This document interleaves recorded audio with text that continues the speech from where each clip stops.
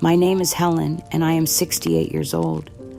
My life was built on hard work, unwavering dedication, and profound devotion to my son Mark, and especially my granddaughter Emily. For 35 years, I served as an elementary school principal, but my greatest joy came from tirelessly supporting their dreams, pouring countless hours into Emily's upbringing, acting as a second mother. When Mark struggled as a single parent, always believing wholeheartedly in her bright potential and promising future. A minor memory lapse during a particularly stressful week became Emily's weapon against me. With perfectly rehearsed tears streaming down her face, she convinced me to sign what she claimed were protective documents, promising they would shield me from imminent financial disaster and overwhelming debt. Her performance was masterful, her concern seemingly genuine, her urgency absolutely convincing. Days later, she stood in my doorway with the cold detachment of a stranger, informing me that I no longer owned my beloved home and demanding that I vacate immediately. My cherished sanctuary, the house where I had raised my family and built my life, had been stolen by my own grandchild through calculated deception. My world shattered completely. Yet hidden in my desk drawer lay the damning evidence of Emily's treachery. My meticulous principal's habit of recording important family conversations had captured every false promise, every manipulative tear, every calculated lie she had told. My recent consultation with an independent legal expert had confirmed my mental acuity just months before her scheme unfolded. They had gravely underestimated my professional training, my attention to detail, and the loyalty of unexpected allies who would stand with me. My home would be reclaimed, my dignity restored, and this betrayal would be far from over. The attack on my independence came on a Tuesday morning in early October, just 3 days after I had experienced a brief moment of confusion while trying to remember where I had placed my car keys. It was the kind of minor memory lapse that happens to everyone, particularly during times of stress, but Emily seized upon it with the calculating precision of someone who had been waiting for exactly such an opportunity. I was sitting in my kitchen, enjoying my morning coffee and reading the newspaper when Emily arrived at my front door with red-rimmed eyes and an expression of such genuine distress that my grandmother's heart immediately went out to her. She had always been an expressive child, quick to tears when upset, and seeing her in such obvious anguish triggered every protective instinct I possessed. "Grandma, we need to talk about something very serious," she said, her voice trembling with what appeared to be barely controlled panic. "I've discovered something terrible about your financial situation, something that could destroy everything you've worked for your entire life." She led me to my own dining room table, spreading out an array of official-looking documents that she claimed proved I was facing imminent financial disaster. According to Emily's carefully constructed story, my home was somehow entangled in a complex web of debt that I had apparently forgotten about due to my supposed declining mental state. "Grandma, I know this is hard to understand, but there are serious problems with the house." Emily explained, her voice filled with false urgency and manufactured concern. "The bank is threatening foreclosure because of some complicated legal issues that you must have forgotten about. If we don't act immediately, you could lose everything, including your home and your entire life savings." The document she presented looked authentic and overwhelmingly complex, filled with legal terminology and financial jargon that would have been confusing to anyone without specialized training. Emily's performance was flawless as she tearfully explained that she had discovered these problems while trying to help me organize my affairs, portraying herself as a devoted granddaughter who was desperately trying to protect my interests. I've been working with a legal team to find a solution. She continued producing more papers from her briefcase with theatrical urgency. The only way to protect your assets and prevent complete financial ruin is to temporarily transfer ownership of the house to me. This isn't permanent, Grandma. It's just a protective measure to shield your property from the creditors until we can resolve the underlying debt issues. My love for Emily and my terror at the prospect of losing everything I had worked for throughout my career as an educator clouded my usually sharp judgment. The idea that I might have forgotten about serious financial obligations was deeply disturbing, especially given my recent minor memory lapse. Emily's tears seemed genuine, her concern authentic, her urgency compelling. You need to sign these documents right now, today, before the bank takes action. Emily pressed, placing a pen in my trembling hand. I know it's scary, but I promise you this is just temporary. Once we get everything sorted out, I'll transfer the house right back to you. You have to trust me, Grandma. I'm the only one who can save you from losing everything. The papers I signed that day, believing I was protecting my future and trusting in my granddaughter's love, were actually complete property transfer documents that gave Emily full legal ownership of my home. Her elaborate story about debt and foreclosure was entirely fabricated, a sophisticated con game designed to steal the most valuable asset I possessed through manipulation of my trust and temporary confusion. 3 days later, Emily returned to my home with a completely different demeanor. Gone were the tears and urgent concern, replaced by a cold efficiency that chilled me to the bone. She stood in my doorway with the confident posture of someone who held all the power, her eyes showing none of the warmth and affection I had known since her childhood. Grandma, I need to explain the new situation to you, she announced with saccharine sweetness that barely concealed her triumph. The house legally belongs to me now, and I've decided that it's best for everyone if you find somewhere else to live. You're just not well enough to manage a property this large anymore, and I can't have you forgetting to pay bills or maintain the house properly. The words hit me like physical blows, each syllable designed to strip away my dignity and independence, while maintaining the pretense that her actions were motivated by concern for my welfare. Don't worry, Grandma. I'll take care of everything from now on. You just need to accept that things have changed and that this is for your own good.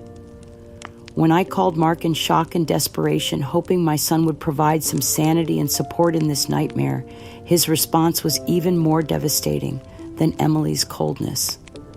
Mom, you're being forgetful again, just like Emily explained, he said with the patronizing tone of someone speaking to a confused child. Emily showed me the documents you signed. You can't remember what you agreed to. Can you? It's time you faced reality about your condition. You're losing your mental capacity, and Emily had to step in to protect you from making even worse decisions. Mark's complete acceptance of Emily's narrative, his willingness to believe that I was mentally incompetent rather than the victim of fraud, felt like a second betrayal that cut even deeper than Emily's theft. My own son was choosing to support a lie rather than defend his mother's character and mental acuity. Susan, my sister-in-law, who had harbored subtle resentment toward me for years, immediately seized upon the situation as an opportunity to spread malicious gossip throughout our close-knit community. Within hours of Emily's announcement, Susan was calling mutual friends and neighbors with breathless updates about my supposed mental decline. Oh, it's such a tragedy about Helen, Susan would say with false sympathy that fooled no one who knew her well. She's really declining rapidly. Poor Emily had no choice but to step in and take control of the house. Helen can't even remember what she signed anymore. It's so sad when someone who was once so sharp just loses their mental capacity like that. The effect of Susan's campaign was swift and devastating. Friends I had known for decades began treating me with the uncomfortable mixture of pity and suspicion reserved for people whose minds could no longer be trusted. Former colleagues from my teaching career started avoiding me at community events, clearly believing that I was suffering from dementia or some other form of cognitive decline. Emily's demands became increasingly unreasonable and humiliating as she consolidated her control over what had been my sanctuary for over 20 years. She changed the locks on my own home, preventing me from accessing my belongings or even retrieving sentimental items that held decades of precious memories. When I pleaded for the return of photo albums and family heirlooms, she dismissed my requests with cruel indifference.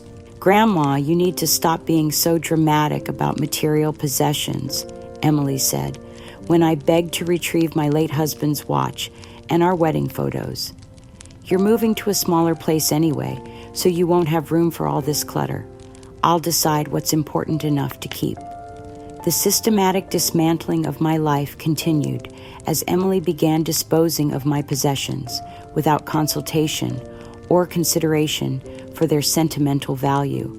Items that represented a lifetime of memories were discarded or sold as if they were worthless junk, each loss another wound to my already shattered sense of identity and belonging. The isolation I felt was profound and overwhelming as the community that had once respected me as an educator and leader now viewed me as a pitiable figure whose own family had been forced to intervene due to my mental incompetence. The reputation I had built over 35 years of dedicated service to children and families was being destroyed by lies and manipulation that I seemed powerless to counter. The weeks following Emily's theft of my home brought escalating humiliations that revealed the true depth of her calculated cruelty and my family's willingness to participate in my systematic destruction. No longer content with simply stealing my property, Emily began treating me like a tenant in my own home, demanding rent payments if I wished to remain even temporarily while searching for alternative housing. "Grandma, if you want to stay here for a few more days, you'll need to pay me $200 per day," Emily announced with the casual indifference of a landlord discussing business arrangements with a stranger. "And if you want me to store any of your remaining belongings, that will be an additional fee. I can't be expected to provide free services just because we're related." The transformation from loving granddaughter to cold landlord was so complete and shocking that I struggled to recognize the child I had helped raise and support throughout her formative years. This was not the Emily who had once called me her best friend, who had spent countless weekends at my house, learning to bake cookies and sharing her dreams for the future. Mark's support for Emily's increasingly outrageous demands confirmed his complete complicity in the scheme to strip me of my independence and dignity. "Mom, Emily's being very generous by letting you stay at all," he said, when I called to protest the rental charges. "Most people wouldn't be so accommodating with someone who can't remember what they've agreed to. You should be grateful that she's willing to help you transition to a more appropriate living situation." The bitter realization of just how thoroughly I had been betrayed crystallized on a Thursday afternoon when Emily answered the door of my own home with the triumphant smile of someone who had achieved a long-sought victory. I had come to retrieve some basic necessities and perhaps discuss a reasonable timeline for transition, but Emily's response shattered any remaining hope that this nightmare might have a rational resolution. "Don't you remember, Grandma?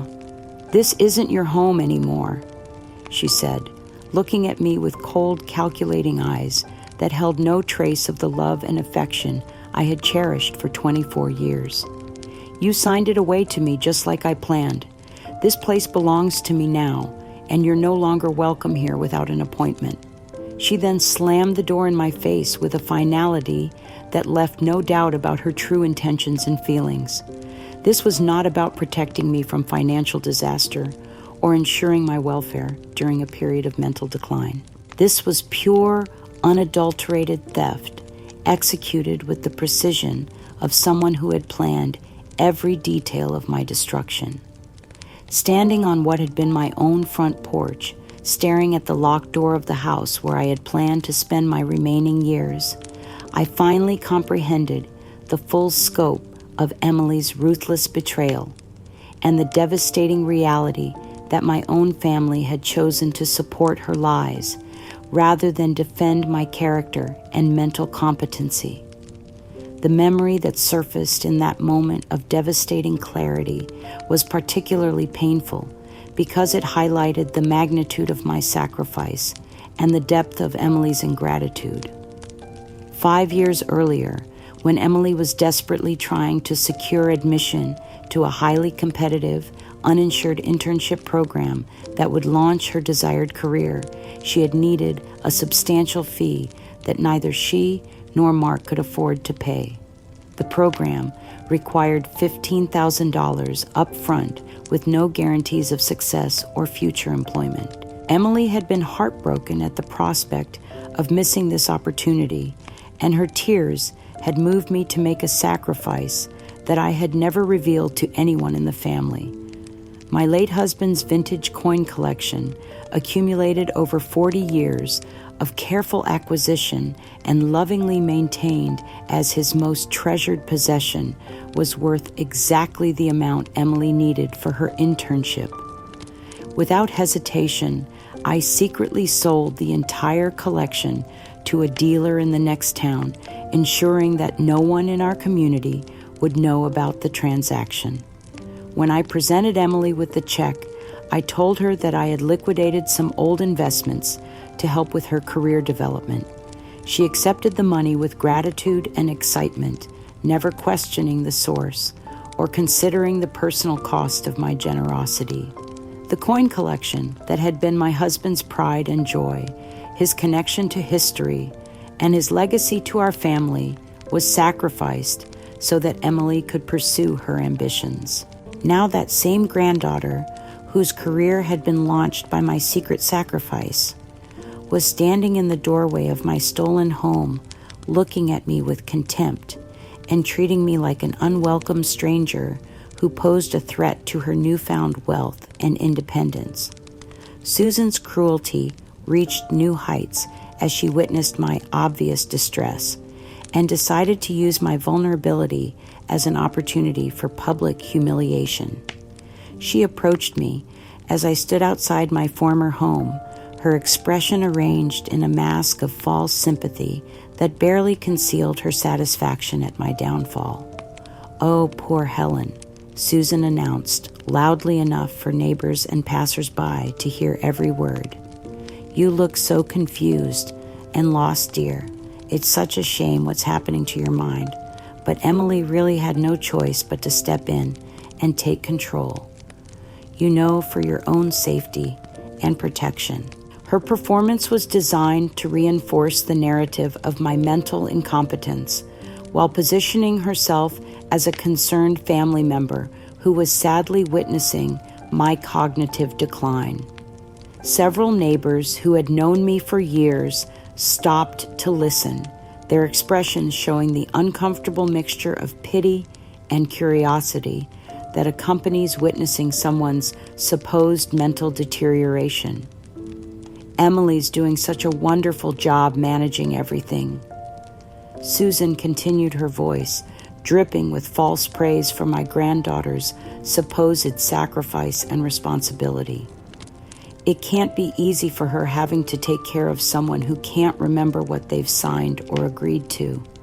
Such a burden for someone so young. The systematic campaign to destroy my reputation and credibility was working exactly as Emily and Susan had planned. Former friends began avoiding me at community gatherings, clearly uncomfortable with the possibility that I might not remember our conversations or might become confused during social interactions. Mark's presentation of brochures for distant low-cost assisted living facilities represented the final stage of their plan to strip me of any remaining independence or control over my life. The facilities he recommended were hundreds of miles away from our community, ensuring that I would be completely isolated from anyone who might question the narrative about my mental state. Mom, Emily, and I have researched some excellent options for your new living situation, Mark said, with the patronizing tone of someone making decisions for an incompetent person. These places specialize in caring for people with memory issues, and they're very affordable. Of course, you'll need to sign over your remaining financial assets for management fees, but Emily and I will handle all the arrangements. The suggestion that I should surrender my remaining savings and investments to their control was the final confirmation that this scheme had been motivated by greed rather than concern for my welfare. They weren't just stealing my home. They were planning to strip me of every asset and resource that might allow me to fight back or maintain any independence. The despair I felt during those dark weeks was overwhelming as I watched my entire life being systematically dismantled by people who should have loved and protected me.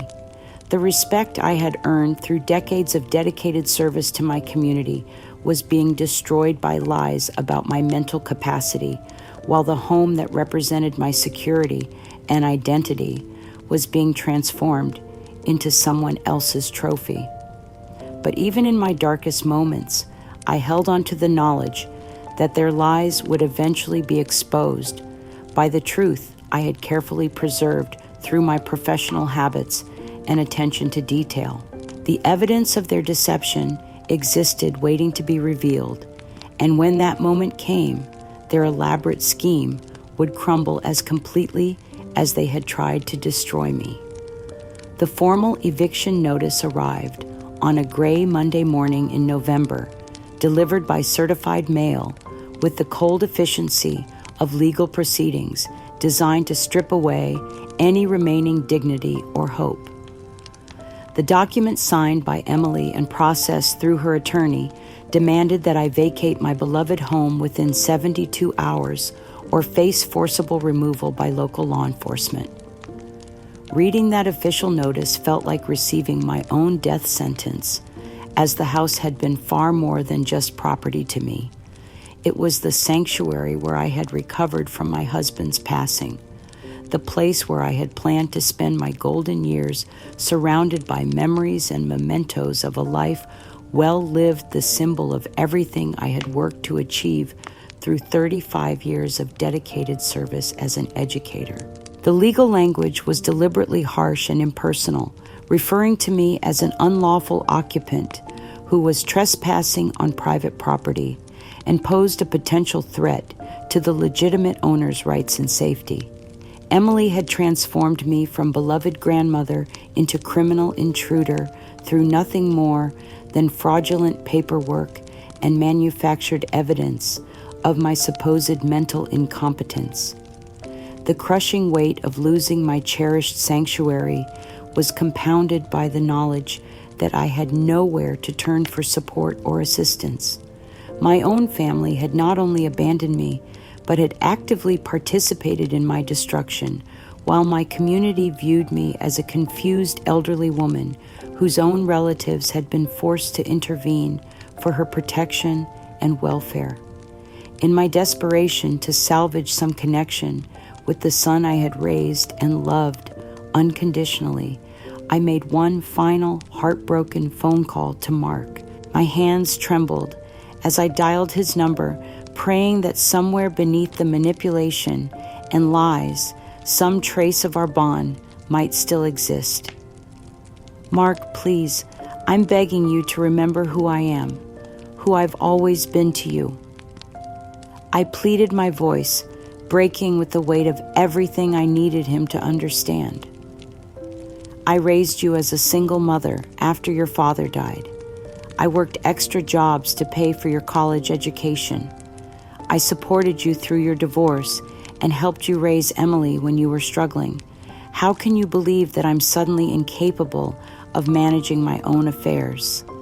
I poured my heart out to him, recounting specific memories that only a devoted mother would cherish, the nights I stayed awake, when he was sick as a child, the sacrifices I made to ensure he had every opportunity for success, the pride I felt watching him build his own career and family.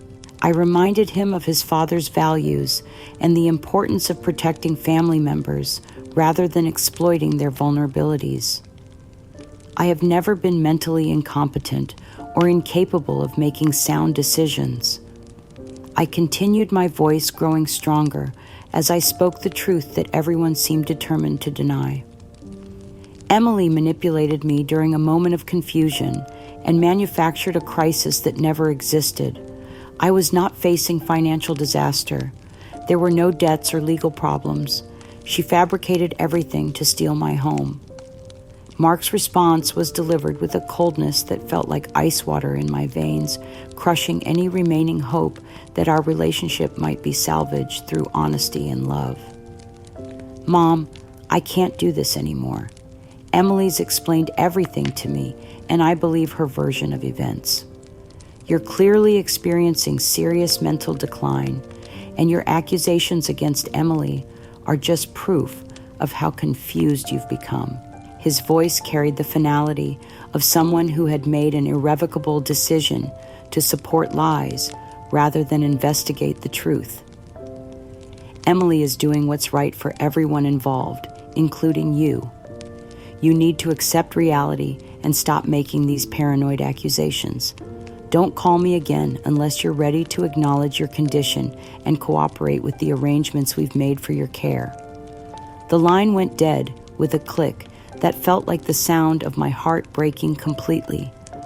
My only son, the child I had devoted my life to raising and supporting, had chosen to believe a calculating thief rather than trust the mother who had never given him reason to doubt her integrity or judgment.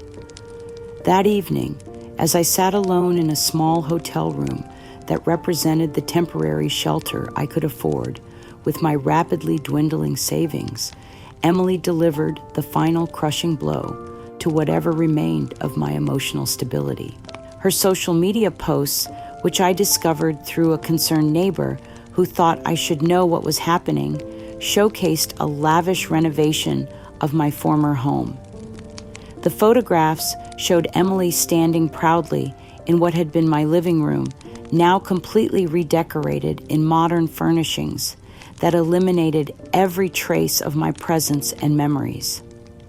The kitchen, where I had prepared thousands of meals for my family, had been gutted and rebuilt according to Emily's aesthetic preferences, while the bedroom where I had planned to spend my remaining years had been transformed into what appeared to be a home office.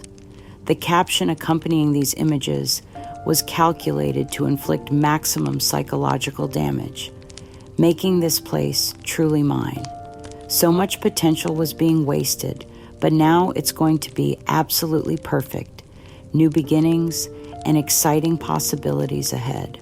The blatant, callous display of her ill-gotten gains was a direct taunt designed to maximize my heartbreak while highlighting my absolute exclusion from the life I had built and the home I had cherished. Emily was not content with simply stealing my property. She needed to ensure that I understood how completely she had erased me from her life and transformed my sanctuary into her trophy. But as I sat in that lonely hotel room, surrounded by the few possessions I had been allowed to retrieve from my former home, a memory surfaced that would change everything. My years as a school principal had taught me the importance of documentation and careful record-keeping habits that had become so ingrained that I practiced them even in my personal life.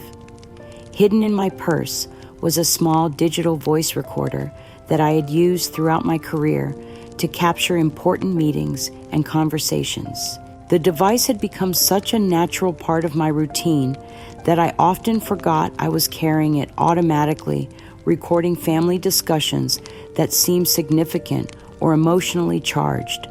With trembling hands, I retrieved the recorder and began searching through the stored files, looking for any evidence that might support my version of events against Emily's carefully constructed lies.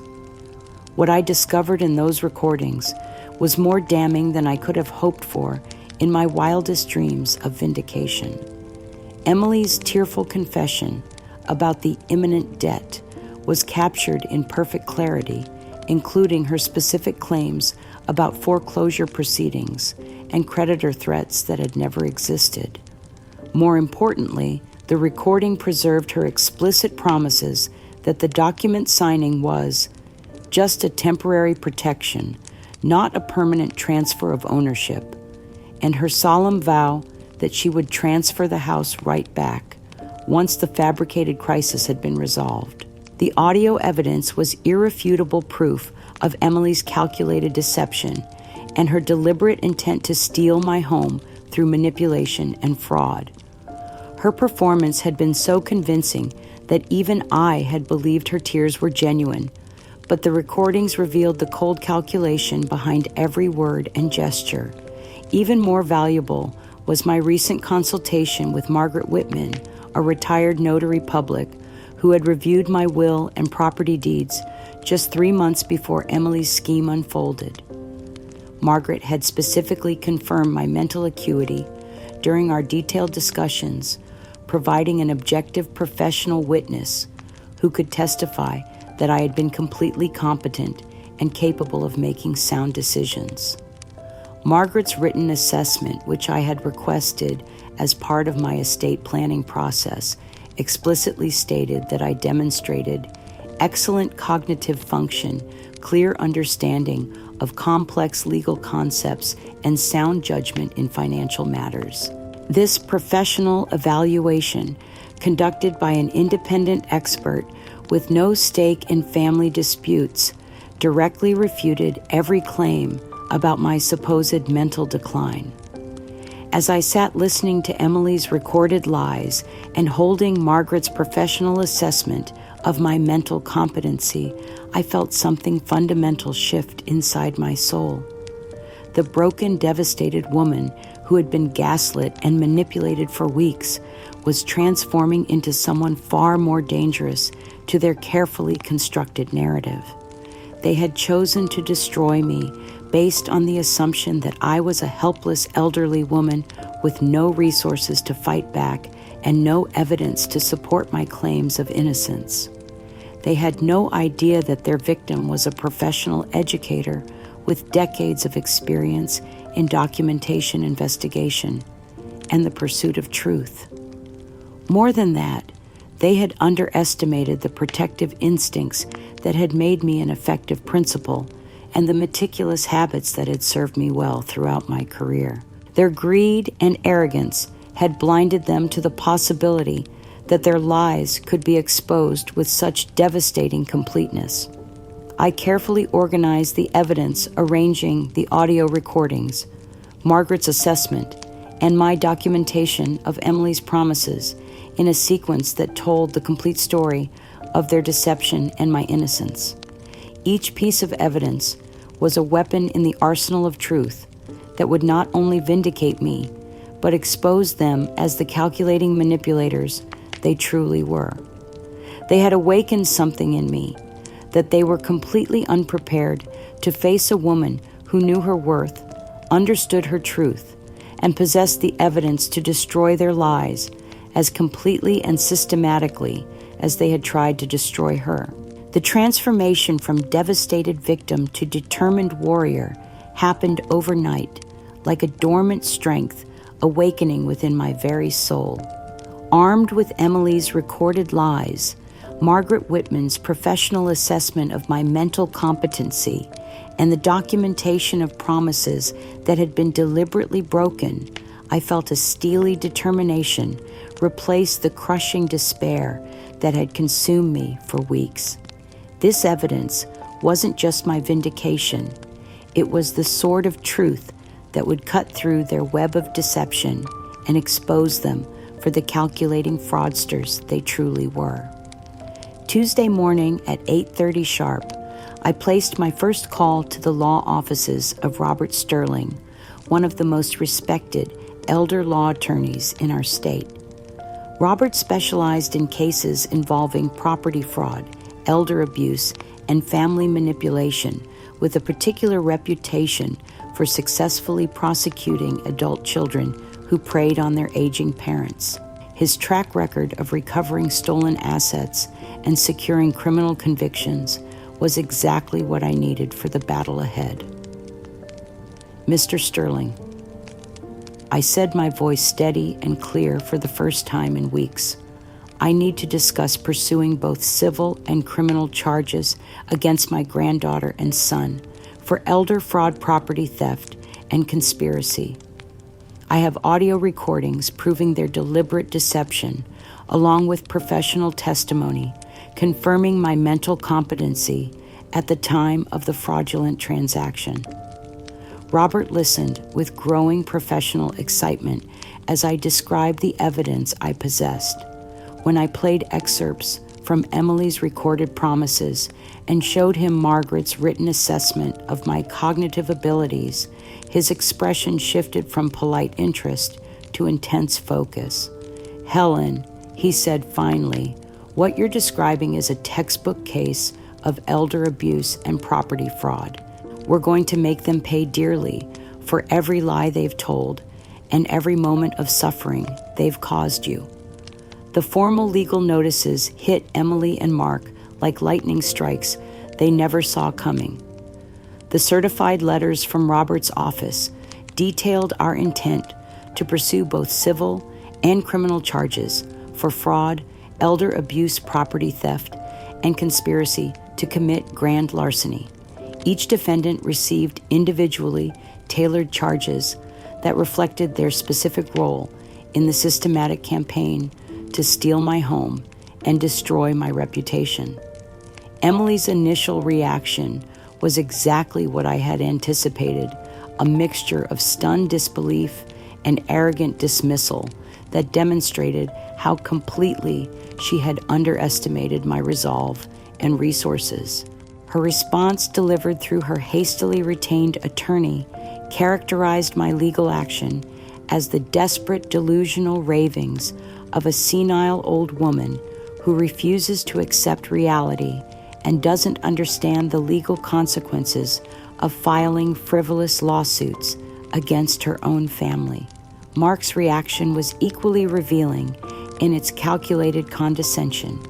His lawyer's letter dismissed my evidence as fabricated recordings and doctored documents created by someone experiencing obvious mental deterioration who cannot distinguish between reality and fantasy.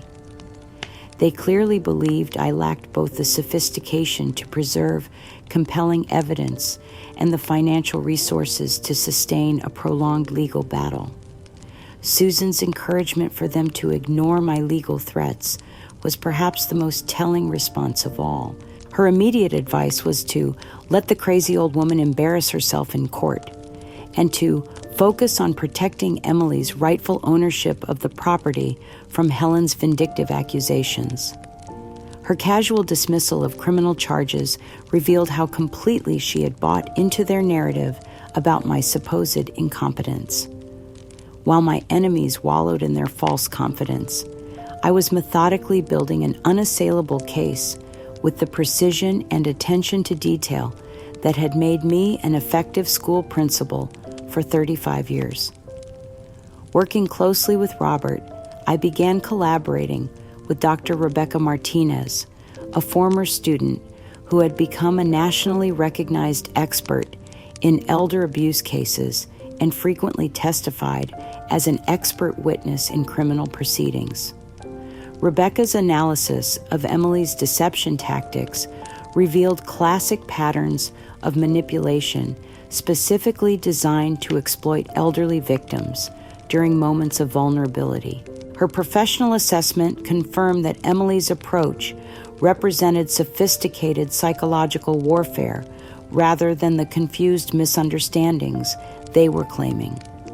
Most importantly, I began strategically sharing news of my legal action with key community figures who had known me professionally and could testify to my character and mental acuity.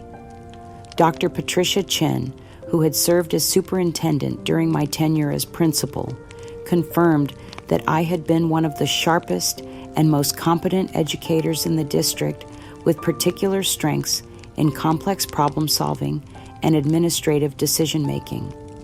The message I sent to Susan through our mutual friend Margaret was brief but unmistakable.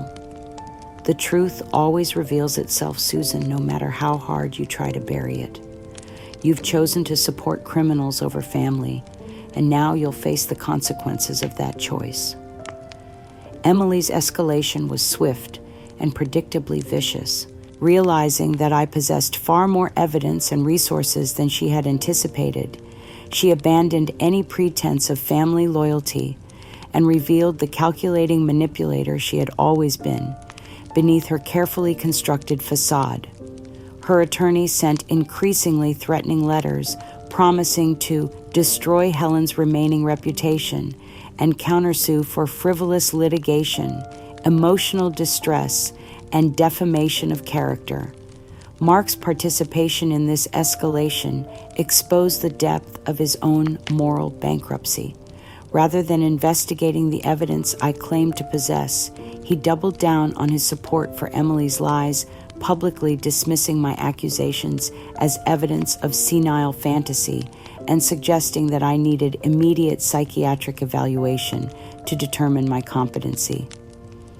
Susan's online campaign reached new heights of vicious creativity as she fabricated increasingly outrageous stories about my supposed professional misconduct and personal instability. Her social media posts began claiming that I had been investigated for financial irregularities during my principalship, that I had shown signs of mental decline for years, and that my accusations against Emily were part of a pattern of paranoid delusions that required professional intervention. Every threatening letter, every public attack on my character, every attempt to discredit my evidence only strengthened my case and validated my decision to pursue justice through the legal system. They were providing additional documentation of the very harassment and intimidation I was already preparing to present in court. As I watched their desperate attempts to silence me through character assassination and legal threats, I felt something I hadn't experienced in months: the intoxicating power of holding irrefutable truth in my hands. They had spent weeks systematically destroying my reputation based on lies and manipulation, never imagining that their victim possessed the evidence to expose their fraud completely. The broken woman they had tried to create was gone forever, replaced by someone far more dangerous to their carefully constructed narrative: a professional educator who understood the value of documentation, a grandmother who possessed recorded evidence of their deception, and a fighter who refused to be silenced by bullies and thieves. The weeks following my legal declaration transformed me into someone I barely recognized, someone who moved through the world with the quiet confidence that comes from possessing unshakable truth and the resources to enforce it. Working with Robert Sterling and Dr. Rebecca Martinez, I had methodically assembled a case so comprehensive and damning that even Emily's expensive legal team would struggle to mount any credible defense. The formal criminal complaint I filed with the district attorney's office represented more than just personal vindication. It was a statement that elder abuse would not be tolerated in our community.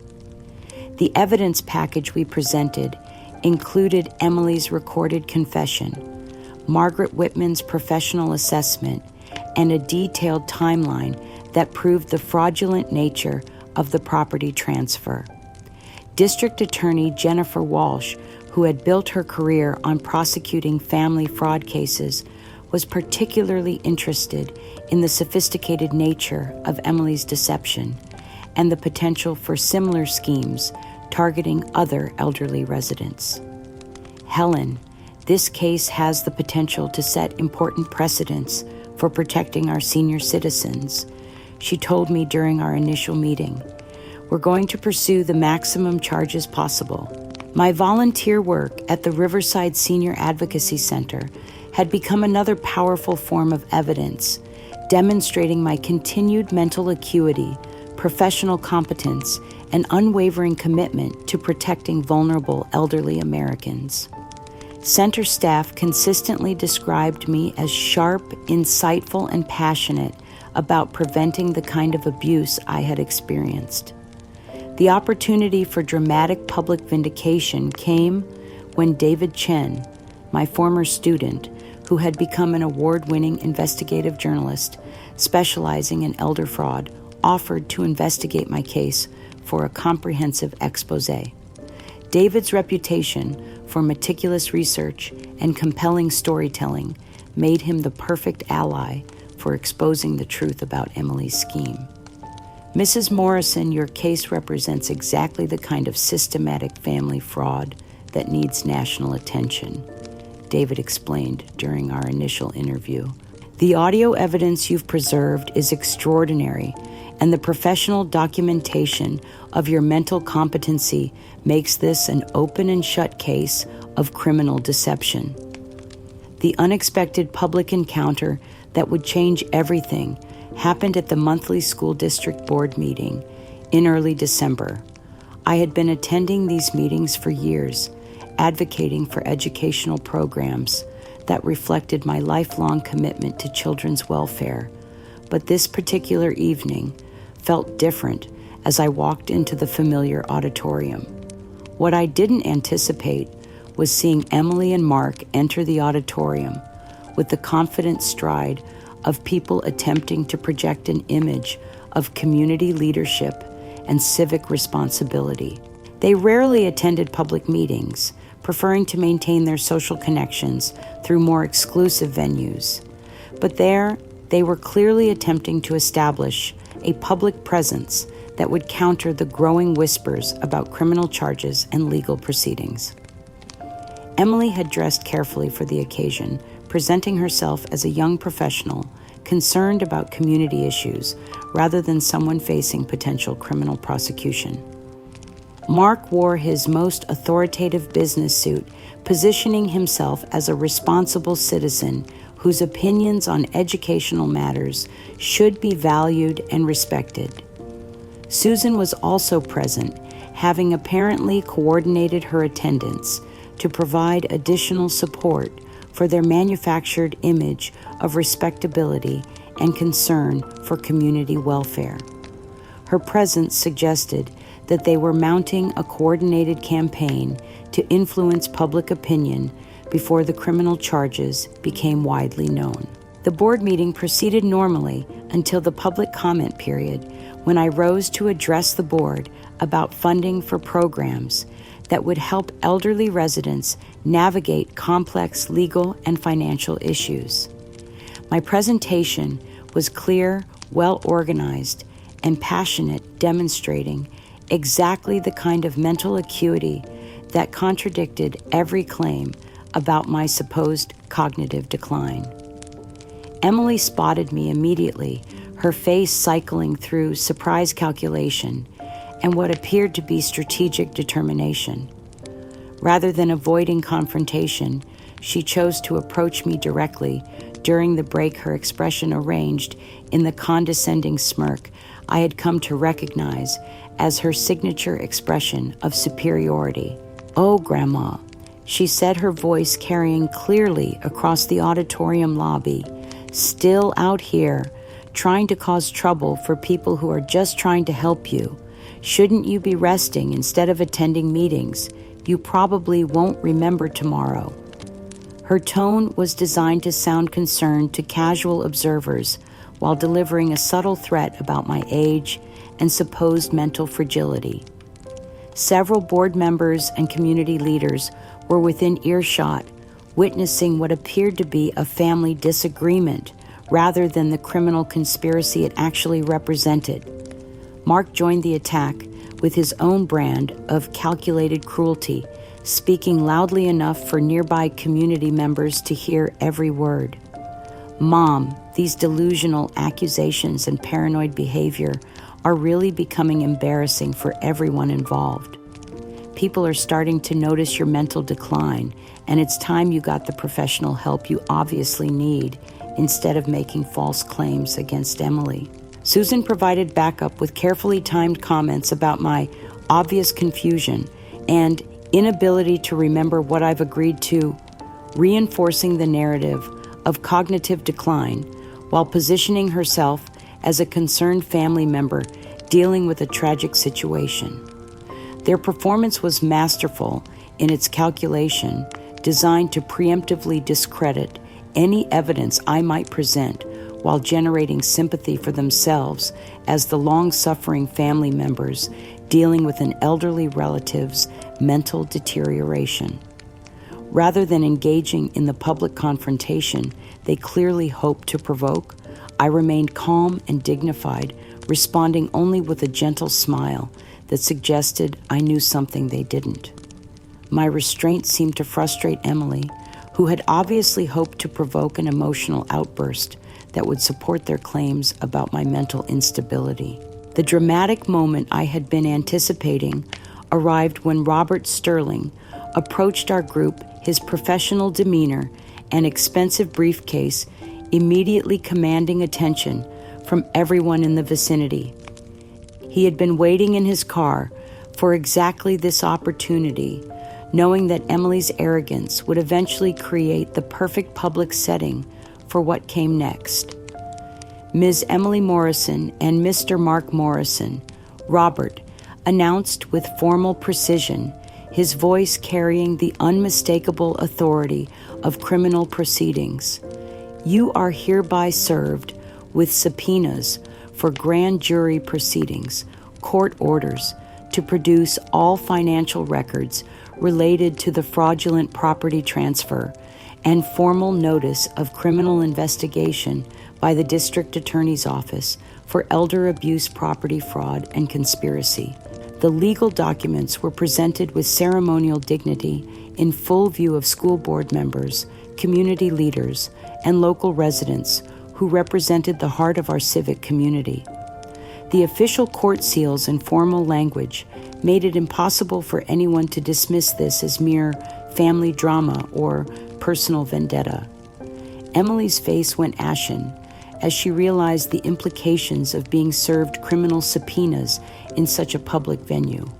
Her carefully constructed image as a responsible young woman dealing with a confused grandmother was crumbling in real time as witnesses observed her being formally accused of elder abuse and property theft. Mark's composure shattered completely as he recognized that their strategy of discrediting me had not only failed, but had actually provided additional evidence for criminal prosecution. Every public attack on my character, every attempt to portray me as mentally incompetent, every effort to manipulate public opinion had been documented and would now be presented as proof of their systematic conspiracy. The satisfaction I felt watching their confident facades dissolve was beyond description. For weeks, they had treated me like a powerless old woman who could be dismissed and destroyed without consequences. Now, they were discovering that their victim had not only survived their assault, but had methodically prepared to expose them with devastating legal precision. Building on the devastating public humiliation at the school board meeting, Robert and I moved swiftly to consolidate our advantage and deliver the final crushing blow to Emily's credibility. The criminal investigation that District Attorney Walsh's office had opened was proceeding with remarkable speed, driven by the clear documentation of fraud and the potential for additional victims to come forward. Robert's strategic decision to coordinate with David Chen for a comprehensive media expose would prove to be the nuclear weapon in our arsenal of truth. David's preliminary investigation had already uncovered additional evidence of Emily's deceptive behavior, including previous attempts to manipulate elderly neighbors and a pattern of financial exploitation that extended far beyond her attack on me. The exclusive story that David published in the major regional newspaper was a masterpiece of investigative journalism that instantly transformed public perception of our family conflict. The headline alone was devastating. Audio recordings exposed granddaughter's elaborate scheme to steal elderly woman's home through manufactured crisis. The article featured direct, unedited transcripts from Emily's recorded confession, allowing readers to hear in her own words the fabricated story about imminent debt and her specific promises that the property transfer was temporary. The recordings captured her tearful performance with such clarity that no reasonable person could maintain any doubt about the calculated nature of her deception. Most powerfully, David included Margaret Whitman's sworn testimony about my mental competency assessment conducted just 3 months before Emily's scheme unfolded. Margaret's professional evaluation, presented with her credentials as a retired notary, public and legal consultant, provided irrefutable evidence that I had been completely capable of making sound decisions at the time of the fraudulent transaction. The forensic analysis of Emily's documents revealed sophisticated forgery techniques designed to create the appearance of legitimate financial crisis. David's investigation had uncovered the sources of the fake paperwork, tracing the documents to a disreputable legal service that specialized in creating fraudulent financial records for people attempting to manipulate elderly relatives. David Chen's investigation had also revealed that Emily had been researching my property value and estate planning documents for months before her scheme unfolded, suggesting that the entire operation had been premeditated rather than a spontaneous reaction to my momentary confusion about my car keys. The article systematically dismantled every accusation Emily had made about my mental state, contrasting her manufactured crisis with my documented competency and professional reputation. My 35 years as a school principal were highlighted as evidence of my analytical skills and ability to manage complex administrative responsibilities. Susan's response to the article was exactly what we had predicted: a desperate and increasingly unhinged campaign to discredit the evidence through personal attacks and wild conspiracy theories. Her social media posts became progressively more extreme and defamatory, claiming that I had somehow coached David Chen to write false stories that the audio recordings had been digitally manipulated and that the entire investigation was part of a conspiracy involving corrupt journalists and lawyers. Emily and Mark's public statements were only slightly more restrained, but equally ineffective in countering the overwhelming evidence David had presented. Their attempts to characterize the audio recordings as taken out of context or misinterpreted fell flat when confronted with Emily's clear, unambiguous confession of manufacturing a financial crisis that never existed. Emily's professional reputation suffered immediate and severe damage as her employer and business associates distanced themselves from the scandal. The revelation that she had been actively planning to defraud her elderly grandmother made her toxic to anyone concerned about ethical conduct or public relations. Mark's position in the community became increasingly untenable as friends and professional colleagues began questioning his judgment and his continued support for someone who was now facing serious criminal charges. The expensive renovations Emily had made to my stolen home were now seen as evidence of their ill-gotten gains rather than improvements to legitimately acquired property. Susan's social standing evaporated overnight as the full scope of her participation in the character assassination campaign became public knowledge. Former friends and social acquaintances who had initially believed her claims about my mental instability now understood that they had been manipulated by someone who specialized in spreading malicious gossip to support criminal activities. The immediate consequences for my accusers were swift and merciless. Emily faced criminal charges that could result in substantial prison time and financial penalties, while Mark was implicated as a co-conspirator in the scheme to defraud me of my property. Their carefully constructed public image collapsed within hours of David's article being published. Robert's follow-up interview on the national news program that picked up David's story delivered the final devastating blow to any remaining sympathy for my accusers. He announced that the district attorney's office was expanding their investigation to include potential charges of organized fraud and elder abuse conspiracy, given the coordinated nature of the scheme and the evidence of similar attacks on other elderly residents. This case represents far more than a simple family dispute over property, Robert explained to the national television audience. It's about exposing and prosecuting those who prey on America's seniors, using family relationships as weapons to steal what rightfully belongs to their victims. The evidence in this case is so overwhelming that we expect additional victims to come forward as news of the investigation spreads. The legal announcement sent shockwaves through Emily's remaining support network and eliminated any possibility of negotiating a quiet settlement that would allow them to escape consequences. Insurance companies began refusing to cover their legal defense costs. Expensive criminal attorneys started demanding substantial retainers up front, and the full weight of their fraudulent actions finally began to register in their calculating minds. Local law enforcement agencies began receiving calls from other elderly residents who suspected they might have been targeted by similar schemes, creating a broader investigation that threatened to expose additional crimes and victims.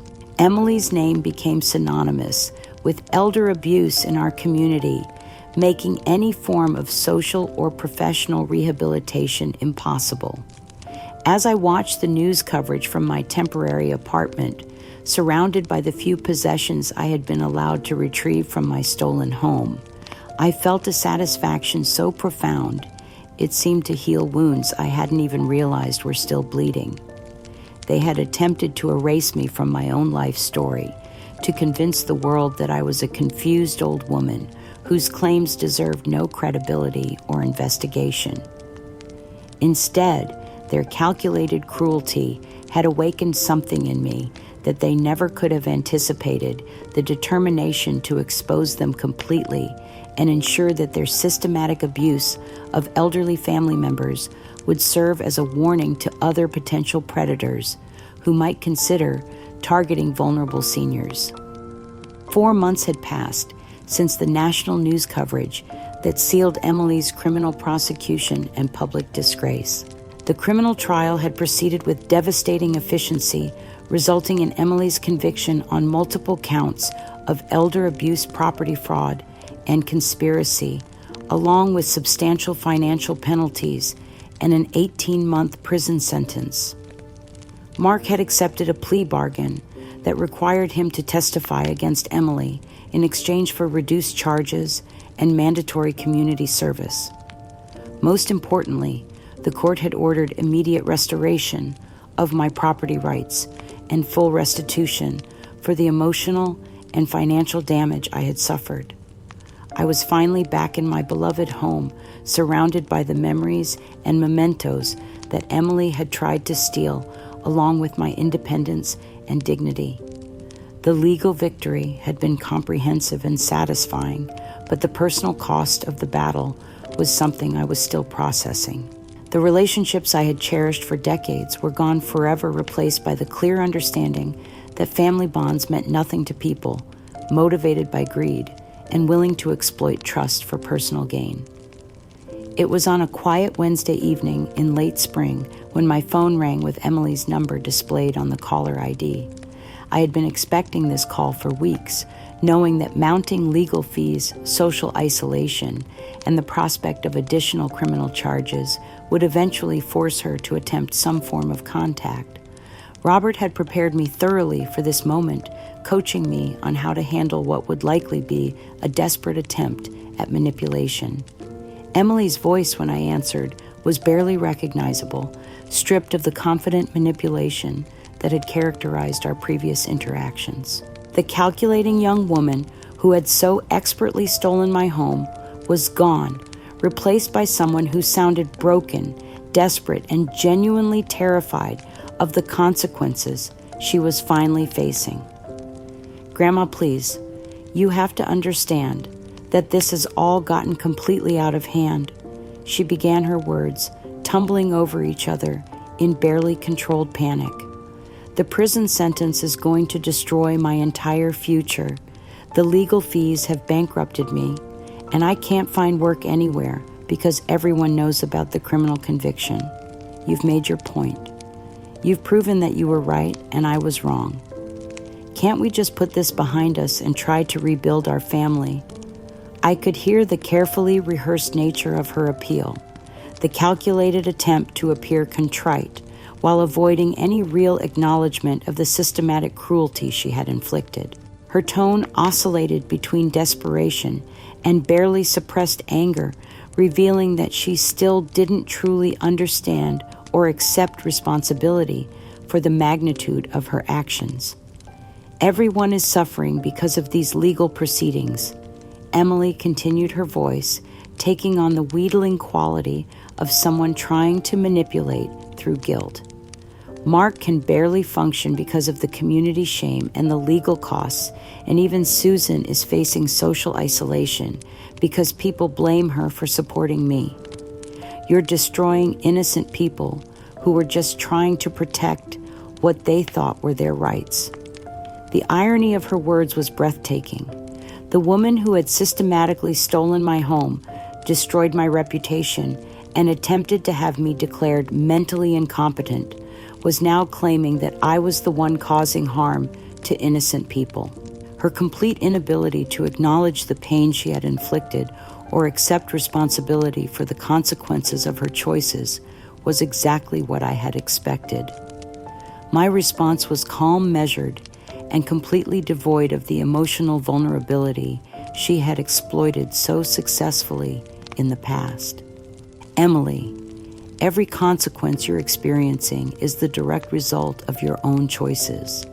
Your decision to fabricate a financial crisis, manipulate me during a moment of confusion, and systematically defame my character created this situation. You chose fraud over honesty, theft over respect, and manipulation over genuine family loyalty.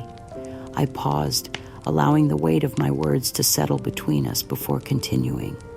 My pursuit of justice through the legal system was not only appropriate, but necessary to protect myself and potentially other elderly family members from your predatory behavior. The evidence speaks for itself, and the courts have confirmed what I knew all along, that you are a calculating criminal who specializes in exploiting family relationships for personal gain. The shift in Emily's approach was as predictable as it was pathetic. Realizing that appeals to family loyalty and guilt were no longer effective weapons against me, her tone became increasingly desperate as she began probing for financial assistance, disguised as reconciliation. Grandma, I know we've had our serious differences, but we're still family, she said, her voice taking on the artificial warmth of someone attempting to manipulate a mark. I'm in terrible financial trouble because of these legal costs and the criminal restitution requirements. You've gotten your house back and proven your point completely. If you could just help me out with enough money to pay off the legal debts and get back on my feet, Maybe we could work together to heal our relationship. Mark's voice suddenly came through the speaker, apparently having been coaching Emily through this desperate appeal. Mom, please consider that Emily was young and made a serious mistake. She's learned her lesson now, and punishing her for the rest of her life won't accomplish anything positive. If you could find it in your heart to help with the financial burden, maybe we could all move forward as a family. The calculated cruelty of attempting to extract money from the very person they had tried to destroy was stunning in its audacity. They were still trying to profit from our relationship, still attempting to use family bonds as leverage for personal gain, even after being convicted of fraud and conspiracy. I remember when we used to be so close, Emily continued, when I didn't respond immediately to their financial appeal. You always said that family was the most important thing in life and that we should forgive each other's mistakes. I'm not asking for charity. I'm asking for the kind of support that grandmothers should provide for granddaughters who have learned from their errors. But I was no longer the woman who could be manipulated through appeals to family loyalty or grandmother's love.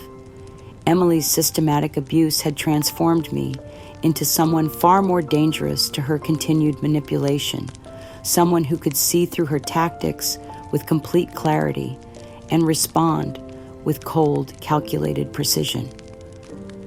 Emily, I said, my voice carrying the finality of a judge pronouncing sentence. The granddaughter I once loved, the relationship I once treasured, was destroyed by your calculated greed and your willingness to sacrifice my security and dignity for your personal gain. You chose to weaponize my trust against me, to fabricate emergencies that never existed, and to systematically destroy my reputation in pursuit of property that was never rightfully yours. I took a deep breath, feeling the power of complete emotional detachment flowing through me like a cleansing river. There will be no financial assistance, no family reconciliation, and no private arrangements that allow you to escape the full consequences of your criminal actions. All future communication will occur solely through legal channels as required by the court orders, and I am ending this conversation permanently. The silence that followed my words was profound, filled with the weight of absolute finality.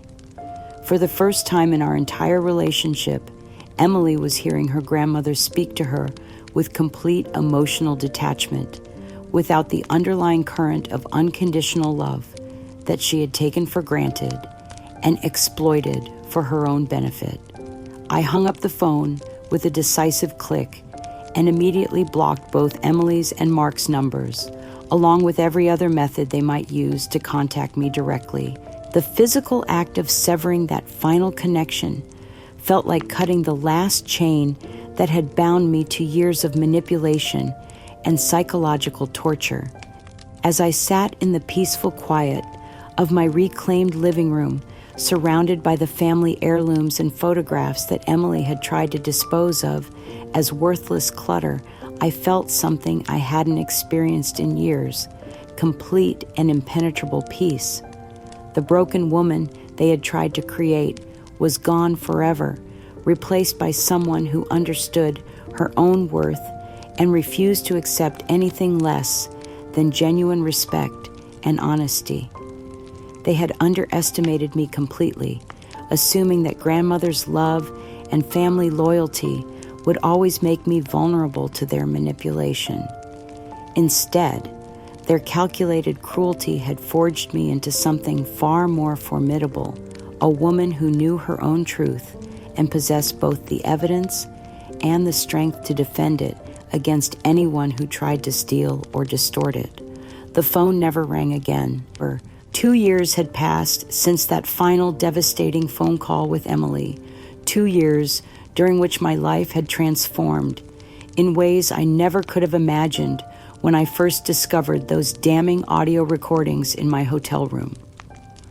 The legal victories had been complete and decisive, resulting not only in Emily's criminal conviction and the restoration of my property rights, but in my emergence as a nationally recognized advocate for protecting America's seniors from family fraud and financial exploitation.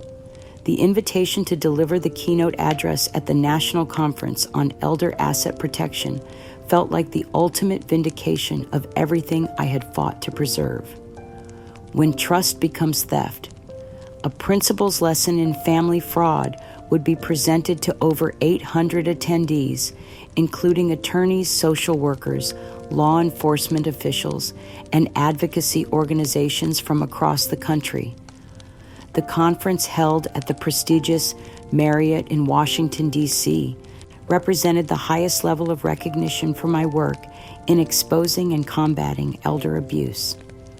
My presentation was scheduled to address the sophisticated psychological manipulation tactics that family members use against aging relatives, using my own case as a comprehensive example of how proper documentation and legal advocacy could overcome even the most calculated schemes.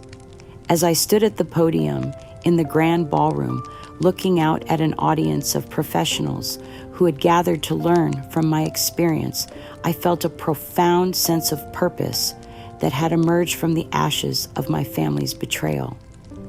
My speech, already 20 minutes into its scheduled presentation, was detailing the specific warning signs that elderly Americans should recognize when family members begin pressuring them to make sudden financial decisions. I was explaining the importance of independent legal consultation when a commotion near the back of the auditorium caught my attention. A disheveled figure was pushing past security personnel and conference volunteers, shouting my name with increasing desperation and fury. Susan emerged from the crowd like a woman possessed, her appearance shocking even to me. The sister-in-law I remembered as meticulously groomed and socially conscious was gone, replaced by someone who looked like she hadn't slept or maintained basic self-care in weeks. Her clothes were wrinkled and stained, her hair unkempt, and her eyes carried the wild desperation of someone who had lost everything and was making one final reckless attempt to salvage her dignity. "Helen Morrison!" she screamed, her voice cracking with emotion as security moved to intercept her. "These people need to know what you really are. They need to know the truth about what you've done to your own family." The audience fell silent, the professional atmosphere suddenly charged with the uncomfortable tension of witnessing what appeared to be a personal crisis playing out in public. I could see conference organizers moving toward the microphones, preparing to restore order, but I held up my hand to signal them to wait. Susan's outburst escalated as she continued to struggle against the security personnel, attempting to escort her from the auditorium. "She's a liar and a destroyer of families," she shrieked, her voice carrying clearly throughout the ballroom. "She's a cruel, unforgiving relative who destroyed her own family and fabricated lies for fame and attention. Everything she's telling you is twisted to make herself look like a victim when she's really a vindictive old woman who deserves to be alone." The accusations poured out of her in a torrent of desperate fury, each word carefully chosen to recreate the gaslighting narrative that had once been so effective in isolating me from community support. She turned Emily against her own family. She used money and lawyers to destroy a young woman's future. She's standing up there, lying to all of you about being a victim when she's the one who caused all the pain and suffering. I could feel the audience's confusion and discomfort as they witnessed this raw emotional attack on my credibility.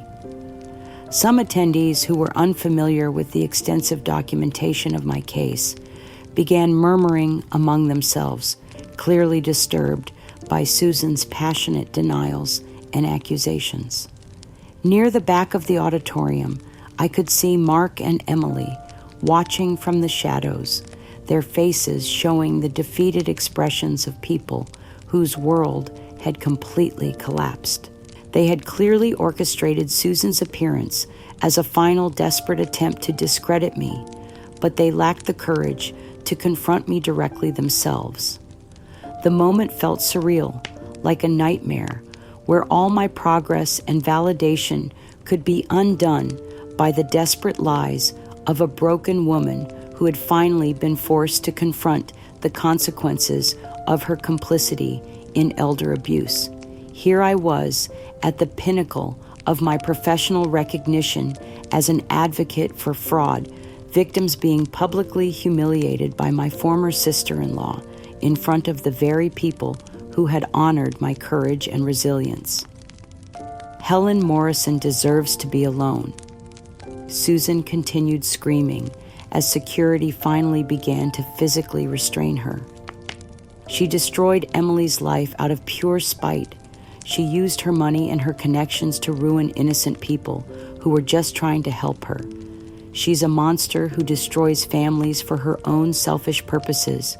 But as I stood there, watching Susan's complete breakdown unfold before an audience of trained professionals in elder abuse and family dynamics, I felt something unexpected, profound calm, and absolute certainty. This was not the terrified gaslit woman I had been 2 years ago. This was someone who knew her truth so completely that no amount of desperate manipulation could shake her foundation.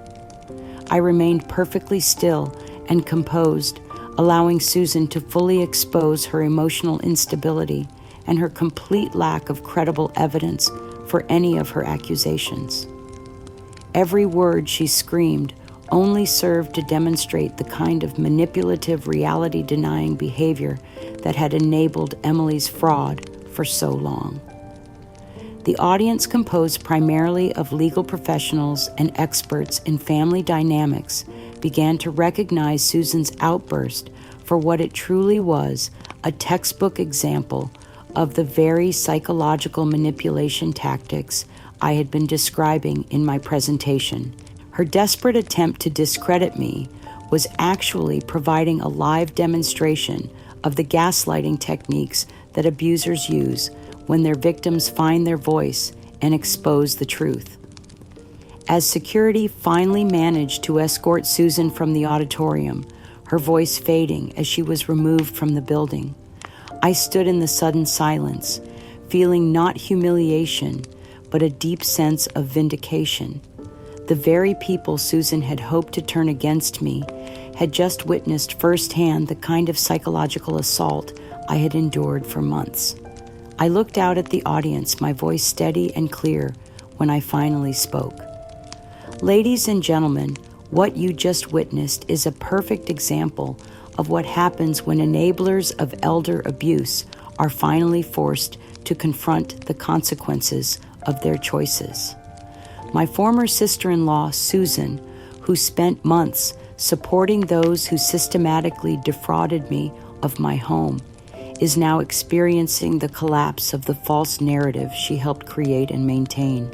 The applause that followed was not just polite professional courtesy. It was the sound of recognition and respect from people who understood exactly what they had just observed. My presentation continued with even greater impact as the audience had now seen both the abuse and the recovery in real time. The following morning brought an opportunity I had not anticipated but was fully prepared to embrace. Footage of Susan's unhinged attack on my character had been recorded by multiple news outlets covering the conference, and the video was already circulating on social media and news websites across the country. Robert Sterling, who had attended my presentation and witnessed Susan's breakdown firsthand, recognized immediately that this moment represented the perfect opportunity to deliver a final devastating blow to anyone who might still question the validity of my experiences or the justice of my legal victories. Within 12 hours of Susan's public meltdown, Robert had organized a comprehensive press conference in the same hotel where the Elder Protection Conference was being held. The timing was strategic and powerful. Major news outlets were already in Washington, covering the conference and the story of an elder abuse victim being attacked by her own family member at an advocacy event had captured national attention. Margaret Whitman had flown in from our hometown, specifically to stand beside me during this moment of ultimate vindication. At 75 years old, she remained sharp, articulate, and passionate about ensuring that the professional testimony she had provided about my mental competency would be heard by the widest possible audience. The press conference was held in the hotel's main conference room, with representatives from major television networks, newspapers, and online news platforms in attendance. The setup was professional and dignified, with Robert serving as moderator, while Margaret and I sat at a table covered with carefully organized evidence that would definitively end any remaining questions about the validity of my experiences. Ladies and gentlemen, Robert began his voice carrying the authority of someone who had won landmark cases in elder abuse law. Yesterday's attack on my client at the National Conference on Elder Asset Protection provides us with a unique opportunity to address once and for all the systematic campaign of family fraud, gaslighting, and property theft that Helen Morrison has courageously exposed and overcome. The evidence presentation was methodical and devastating in its completeness. Margaret spoke first her background as a retired notary public and legal consultant, lending credibility to her detailed assessment of my mental competency at the time of Emily's fraudulent scheme. As a trained professional with 40 years of experience in legal documentation, Margaret explained to the assembled reporters, "I can state unequivocally that Helen Morrison demonstrated excellent cognitive function, clear understanding of complex legal concepts, and sound judgment in all our interactions. Any claims about her mental decline or inability to make rational decisions are completely false. The audio recordings, professionally enhanced for clarity and presented on high-quality speakers, provided evidence that no amount of denial or gaslighting could contradict. Emily's recorded confession of manufacturing a financial crisis, her specific promises about temporary property protection, and her tearful performance were captured with such clarity that every manipulation technique was obvious to anyone listening. Most powerfully, Robert presented the forensic evidence that our investigation had uncovered, proving conclusively that Emily had been researching my property value and estate planning for months before her scheme unfolded. Phone records, internet searches, and financial documents created a timeline that demonstrated the premeditated nature of her attack on my independence. When it was my turn to speak, I felt the same calm confidence that had carried me through 2 years of legal battles and public scrutiny. I addressed the cameras directly, my voice steady and clear as I systematically dismantled every lie that Emily, Mark, and Susan had spread about my character and mental state. Emily Morrison chose calculated fraud over honest communication. I stated with quiet precision. Mark Morrison chose cowardly compliance over protecting his mother. Susan Morrison chose malicious gossip over family loyalty. Each of them had countless opportunities to choose differently, to choose truth and integrity over convenience and greed. I paused, allowing the weight of my words to settle before continuing. Their systematic campaign to gaslight my reality and steal my home was not a misunderstanding or a family disagreement. It was calculated elder abuse, designed to strip me of my independence and transfer my most valuable asset to someone who had no legal or moral right to it. The questions from reporters were thorough and pointed, but every inquiry only provided additional opportunities to highlight the strength of our evidence and the completeness of our legal victory. When asked about Susan's accusations from the previous day, I responded with the kind of measured analysis that had become second nature after months of legal proceedings. My former sister-in-law's public breakdown yesterday demonstrates exactly what happens when enablers of elder abuse are finally forced to confront the consequences of their choices. Rather than acknowledging her role in supporting criminal fraud, she chose to make one final desperate attempt to resurrect the gaslighting narrative that had been so thoroughly debunked by objective evidence. The impact of the press conference was immediate and overwhelming. Within hours, the story was being covered by every major news outlet in the country, with headlines focusing on the sophisticated nature of family fraud and the importance of supporting elderly victims who find the courage to expose their abusers. Social media exploded with support for my courage and condemnation of the systematic abuse I had endured.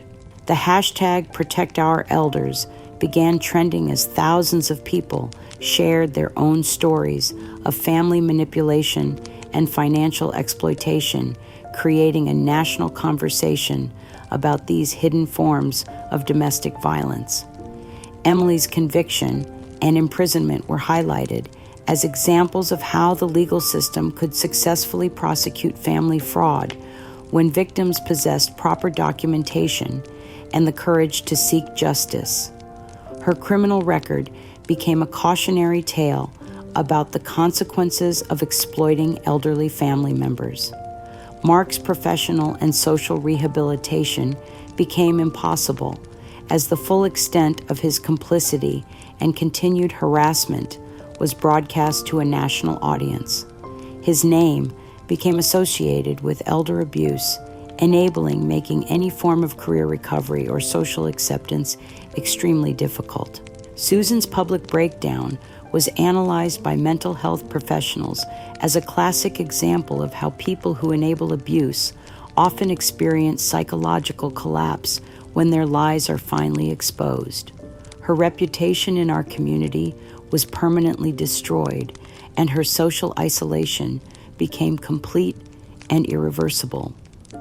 The focus of media coverage gradually shifted to the broader implications of my case for protecting vulnerable elderly Americans and ensuring that family members who prey on aging relatives face serious criminal and civil consequences. Legal experts praised the thoroughness of our evidence and the precedent our victory had established for future elder abuse prosecutions. Educational institutions began incorporating my case into their curricula for social work law enforcement and legal studies programs, using the audio recordings and documentation as teaching tools for identifying and prosecuting elder fraud. My story became a template for how proper preparation and courageous advocacy could overcome even the most sophisticated family manipulation schemes. 8 months after the press conference that sealed Susan's public humiliation and Mark's professional destruction, I was tending to my garden on a peaceful Saturday morning when I heard the familiar sound of footsteps on my front porch. The legal battles had been resolved completely, the financial restitution had been paid in full, and my life had settled into a rhythm of meaningful advocacy work and genuine relationships that felt like a complete rebirth. Through my kitchen window, I could see a figure sitting on my front steps, hunched over like someone carrying an unbearable weight of shame and desperation. It took me several moments to recognize Mark so dramatically. Had his appearance changed since our last contact? The confident man who had once dismissed my accusations with patronizing condescension was gone, replaced by someone who looked physically diminished, emotionally broken, and utterly defeated by the consequences of his choices. When I opened the front door, Mark looked up with eyes that held no trace of his former arrogance or manipulative calculation. His face was gaunt, his clothes hung loosely on his frame, and his entire demeanor conveyed the desperate hopelessness of someone who had lost everything and was making one final pathetic attempt to salvage some connection to his former life. "Mom," he said, his voice barely above a whisper, "I know I have no right to be here. I know what I've done to you, to us, to everything we once had together. Emily's in prison. Susan won't speak to me, and I can't find work anywhere because everyone knows about my role in the fraud. I've lost my house, my career, my reputation. I have nowhere else to go." The words poured out of him in a rush of desperate confession, each admission another acknowledgement of the complete collapse of the life he had built on lies and complicity. "I was wrong about everything. I was weak and stupid and blind. I let Emily convince me that you were becoming confused and needed protection, but I see now that she was just using me, using our whole family for her own selfish purposes." I stood in my doorway, listening to his litany of self-pity and belated recognition, feeling remarkably little emotion beyond a mild curiosity about what he hoped to accomplish with this performance. The broken woman, who would have welcomed any acknowledgement of wrongdoing from her son, was gone, replaced by someone who understood that true accountability required more than desperate words spoken only after consequences became unavoidable. Mark's act of contrition was theatrical in its completeness, full of carefully chosen phrases about our sacred bond as mother and son, and his terrible loss of direction that had led him to temporarily forget the love we had shared. He spoke about his profound regret, his newfound understanding of how much I had always meant to him, and his desperate desire to rebuild our relationship. "I remember how close we used to be," Mark continued, his voice breaking with what appeared to be genuine emotion. "You raised me alone after Dad died, worked extra jobs to pay for my education, supported me through my divorce. I threw all of that away because I was too weak to stand up to Emily when she started filling my head with lies about your mental state." But even in his supposed confession, I could see the familiar patterns of self-centeredness that had characterized our relationship for decades. His focus remained on his own suffering, his own losses, his own need for forgiveness and reconciliation. He spoke about the damage to his reputation and career, but there was little genuine understanding of the psychological trauma his betrayal had inflicted on me. "I know you probably hate me," he said, apparently believing this acknowledgement would provide some kind of emotional breakthrough.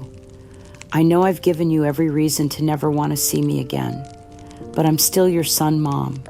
There has to be some part of you that remembers how much we once meant to each other." The calculated use of our past relationship as emotional leverage was so familiar, so characteristic of his approach to every difficult conversation, that I almost smiled at the transparency of his manipulation. Even in his supposed moment of humility and repentance, Mark was still trying to use my maternal love to achieve his own objectives. I remained silent throughout his entire performance, my face composed in an expression of serene detachment that seemed to unnerve him more than anger or tears would have. The passionate, devoted mother who had once done anything to maintain our relationship was no longer available to be manipulated or controlled. When Mark finally exhausted his rehearsed appeals and fell silent, waiting for my response with the desperate hope of someone whose last gambit was about to be tested, I spoke with a calm finality that surprised even me. "Mark, you made your choices deliberately and repeatedly over many months. You chose to believe Emily's lies over your mother's character. You chose to support criminal fraud over family loyalty. You chose public humiliation of your mother over private investigation of the truth. Most importantly, you chose to enable the theft of my home and the destruction of my reputation, rather than protecting the woman who had sacrificed everything for your welfare. I paused looking at this broken man who bore so little resemblance to the son I had once hoped to have a meaningful relationship with. My heart has healed completely from the damage you inflicted. The mother you remember, the woman who would have forgiven anything for the chance to have you back in her life, no longer exists. That woman was destroyed by your willingness to participate in my systematic abuse. Mark's face crumpled as he began to understand that this was not a negotiation or an opportunity for reconciliation, but a final statement of absolute closure. Please, Mom, I'm begging you. I know I was wrong. I know I hurt you terribly, but I'm your son. There has to be some way to fix this, some way to go back to being a family. You will always be my biological son. I replied with gentle but unshakable firmness, but the relationship you destroyed through your willingness to betray my character and support my accusers cannot be repaired by a single conversation motivated by your own desperation and homelessness. My peace and emotional well-being are my highest priorities now, and protecting that peace means maintaining appropriate boundaries with people who have proven themselves capable of such profound betrayal. I stepped back into my house, my hand on the door handle, as I delivered my final words to this chapter of my life. If you're genuinely committed to understanding the damage that was done and addressing the character flaws that made you vulnerable to Emily's manipulation, I suggest you seek professional counseling and perhaps find a way to make amends through service to other elderly victims of family fraud. Any future contact between us would need to go through a qualified therapist who can help facilitate honest communication and appropriate boundaries. I closed the door quietly but decisively, engaging the deadbolt with a firm click that felt like the final punctuation mark on 35 years of maternal hope and disappointment. Through the window, I watched Mark sit on my steps for nearly an hour, his shoulders shaking with what appeared to be genuine grief for everything he had lost through his own choices. Eventually, he stood and walked away, and while I felt a deep sadness for the broken man he had become, I also felt an overwhelming sense of relief that I was finally free from the burden of trying to maintain relationships with people who had proven themselves capable of such calculated betrayal and systematic abuse. The woman who stands in my reclaimed kitchen today, preparing dinner for friends from the Senior Advocacy Center, bears little resemblance to the devastated victim who once sat alone in a hotel room, convinced that her own granddaughter had successfully stolen her home and destroyed her reputation. The legal victories were comprehensive and satisfying, but the personal transformation has been far more profound and lasting than any court judgment could ever be. My beloved home has been fully restored to its former warmth and beauty, enhanced now by the knowledge that it truly belongs to me and can never again be threatened by family manipulation or fraudulent schemes. Every room holds memories of the battle I fought and won, serving as daily reminders of my strength and resilience in the face of systematic betrayal. My work as a nationally recognized advocate for elder fraud prevention has expanded beyond individual cases to include legislative testimony about strengthening protections for vulnerable seniors and educational programs for legal professionals who represent elderly clients.